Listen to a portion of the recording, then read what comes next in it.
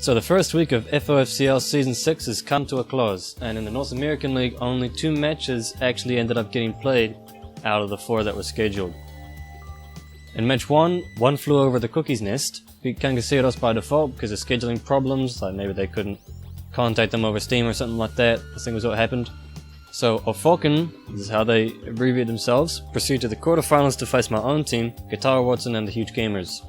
So match 2 was Guitar Watson and the Huge Gamers, and I felt obliged to come up with an abbreviation, so I'm going to use GWATHK against Pegasus, with GWATHK winning 214 to 115.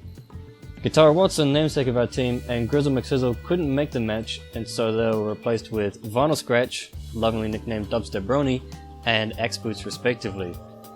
I believe Axe Boots played for Sesame Street in previous seasons, maybe season 4 at least, and Vinyl Scratch is brand new to the competitive scene. And I think Grizzle McSizzle might have permanently been replaced by Axe Boots. I can't remember, I was talking to him the other day, but I've forgotten. Anyway, so overall the map plays were pretty sensible across the board in the match. Earlier in the match, Pegasus pulled off a lot of good surprise pushes against us while on the defense side. So we'd be attacking and then one of them would come out and get a couple of surprise frags on us.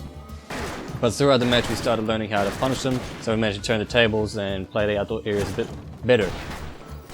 Axe Boots himself showed up massively for this match. He seemed to be carrying the team for a lot of it actually.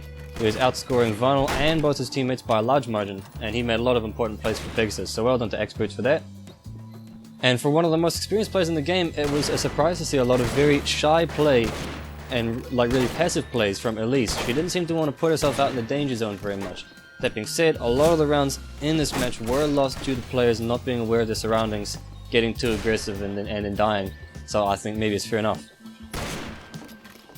As for match 3, it was a default win for Giraffes with short necks, again due to scheduling issues, this time with Yi, which I'm a little bit disappointed about because I really wanted to see Yi playing in this, so hopefully they turn up to some matches in the losers bracket.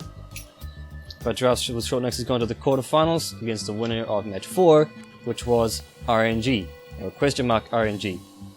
And they were fighting against Budget Blasts. And both of these teams are brand new teams who haven't played competitively before, as far as I'm aware. Maybe like one of the players in them has or something like that, but with these lineups for sure, they've never played before. But RNG won the match 213 to 152. In the first half of the match, it seemed like it was just going to be a steamroll. Like, Budget Blasts only got, I think, 2 out of the first 15 rounds or something like that. But they did get a fair amount of half-cap scores, so like, the score wasn't actually that different, even though RNG was winning just about every single round. But then Budget Blast stepped up in the second half of the match and started getting pretty good, Raifungi in particular. But overall it wasn't enough, and RNG did manage to close it out.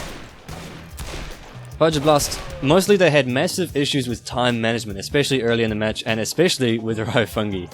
They were running out of time completely on quite a lot of rounds that could have been wins for them, and I was talking to Budget afterwards, and apparently the communication wasn't quite up to scratch in it. But yeah, at the start of the match, it looked like Budget was completely carrying the team, with Raifungi and Aliens Are Real being way behind them in terms of score. But then Raifungi stepped up and ended up top scoring on his side of the scoreboard, pulling out an 11 kill streak at his peak.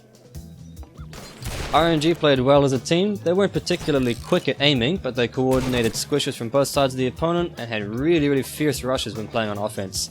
Push and Turn would get straight into the lower area of the map, Molecule would throw himself out into the open and just simply out-aim Budget Blasts, and Mr. Raging Monkey would support from the side with Henrys holding off any attackers. And speaking of Henrys, there were a lot of Henrys in this match, like I'm talking a huge amount. Some rounds were just played entirely with the Henry, and it's kind of surprising to see actually.